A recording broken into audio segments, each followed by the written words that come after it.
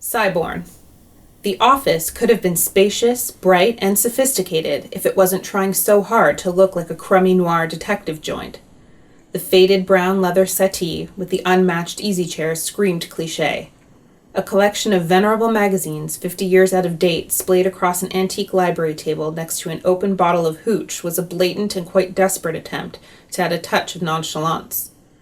Next to the table, the dusty Venetian blinds were half opened, so precisely a builder with a spirit level would drop down on their knees in awe. Above, a low-hanging ceiling fan rotated impractically slow. The only element to benefit from the faint wisps of air it generated were particles of dust as they commuted to and from the blinds. The bot playing the saxophone in the corner was a nice touch, though. The centerpiece of the room was a large mahogany desk. This is where Brax Dryden took care of business. He had a client in, so was splayed out in his usual pose with his feet on the desk and his tweed suit loose enough to expose his cyber assets. He looked as cool as an artificial cucumber. Brax was a cyborg, half human, half technology, all awesomeness. Standing opposite, with legs up to here and mesmerizing sheer stockings, was a femme fatale. Brax was surprised at first to find out that was her name, but he had to admit it really suited her. They exchanged pleasantries in the opening salvo of a dance that has occurred between two people who are attracted to each other since the dawn of Tim. Brax spoke with a deep chain smoker baritone voice, which had a synthesized, auto-tune style edge. She countered with a husky growl. The way she drawled out each word, it was a miracle she didn't burst into a coughing fit at the end of each sentence. An alert on Brax's sensors made him lean forward and say the words every woman never expects to hear. The tech mercs burst through my frosted glass door like a pack of hyenas at a helium factory. Her alluring smirk turned into a confused frown. What? He yanked her across the desk as the door exploded, sending a myriad of vicious toothpick-sized splinters and shards across the office. A squad of heavily armed tech mercenaries burst in, determined to ask questions later. High as a satellite on combat stims, guns blazing, they giggled with such vigor that froth drooled down from their chins. Crouched with the dame behind the desk, Brax activated a shield he had installed after a client became particularly upset about the tab and decided to rearrange his office. A crimson barrier erected around the perimeter. The mercs let loose with a volley of plasma bolts, which deflected off the shield. Their guns spewed white-hot plasma with my email address on it. It was going to be one of those days, announced Brax. Who are you talking to? Demanded Miss Fatale, her perfect tousled jet-black hair somehow becoming more perfectly tousled. Ignoring her, Brax analyzed the attack. Their shots bounced all over the joint. One severed the ceiling fan. It landed on the table, smashing the hooch. Another incinerated the sexbot, which in turn set fire to the Venetian blinds. As the droid toppled, it dragged a coat rack with it, taking down his precious trench coat. What can I say? I saw crimson.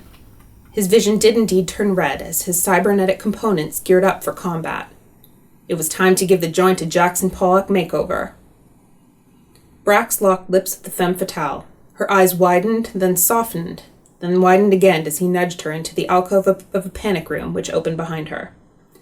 The door sealed before she could decide if she was offended. His focus back on his attackers, Brax activated a spring-loaded gun holster in his cybernetic arm. A sleek golden laser pistol with an oversized scope bounced into the palm of his hand. He let loose with a volley of plasma bolts, which deflected off the merc's armor. They dived for cover. His human arm reached under the table to bring forth a silver desert eagle. Using a combination of energy and brute force, Brax unleashed hell. All along the grimy corridor, Vibrantum security shutters slammed down, sealing the entrance to his and every office on the floor. Gun turrets sprang out of the walls, and engaged in everyone is foe mode. Outside, hundreds of tiny drones swarmed in a protective formation, their mini strobe lights sweeping the area to which summoned every cat in Slumtown. It was overkill for sure, the type of elaborate cinematic display that would blow most movie budgets before the opening credits.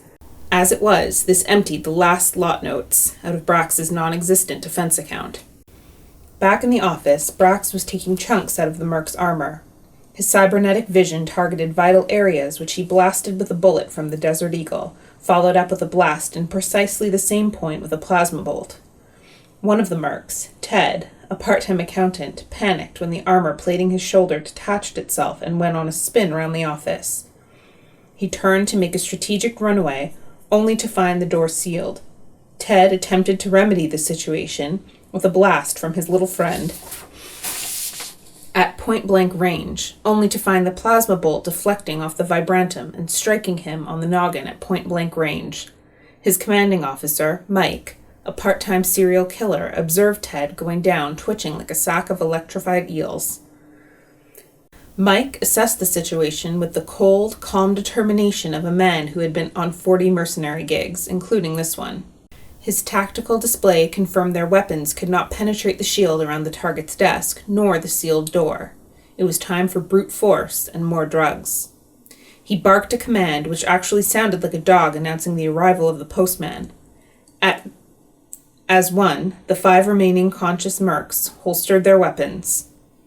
They slapped a patch on their necks, cracked open a vial, and took a deep sniff. The smell reminded Mike of the deep heat gel he rubbed on sore legs after football. The type of gel lads only ever accidentally rub on their mini-footballs once. Brax's multi-frequency spectrum vision highlighted a hyper surge of adrenaline, steroids, and kelp through their bodies. He holstered his weapons and braced himself.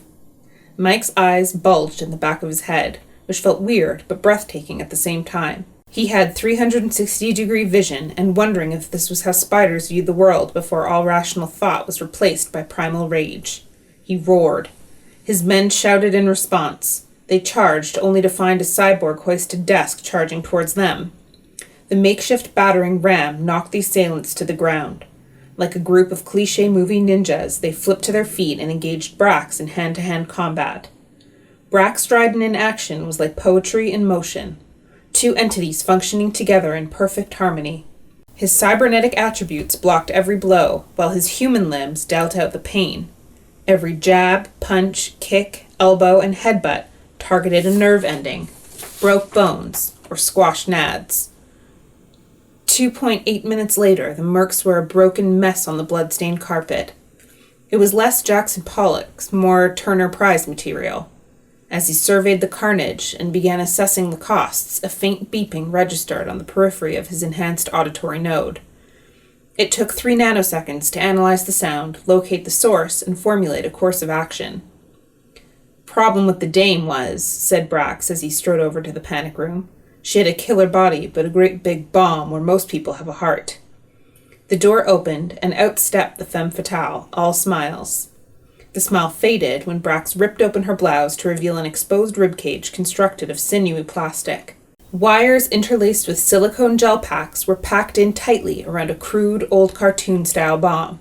Spherical, black, about the size of a tennis ball. It even had the word "boom" written on it. The only practical aspect was a countdown timer instead of the expected fizzing fuse. There were only a few seconds left. "Call me sometime, maybe?" said the aptly named femme fatale. Brax spun the dame bomb around. Utilizing his enhanced strength, he flung her through the window, taking the flaming blinds with her. His office was on the 30th floor, so she reached terminal velocity and exploded as she passed the apartment of Lindsay McGuggins on floor 12, a retired librarian who'd seen it all before. As the force of the blast rocked Lindsay's living, dining, kitchen, and bed combo room, she shook her head, tutted, passed wind, and fell back to sleep, her head resting in a bowl of chili. Back in his apartment, Brax struck a match. In his lips dangled a celebratory cigarette.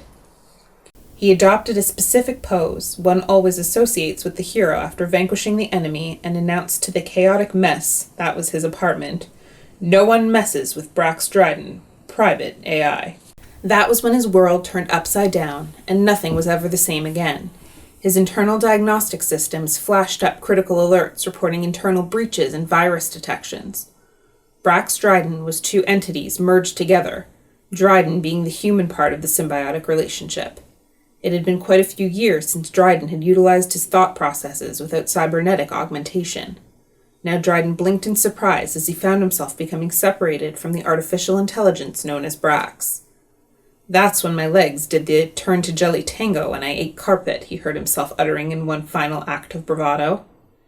In a surreal third-person mode, Dryden observed himself tipping forward.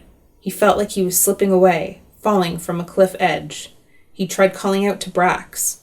All was silent as they collapsed, and both entities blacked out.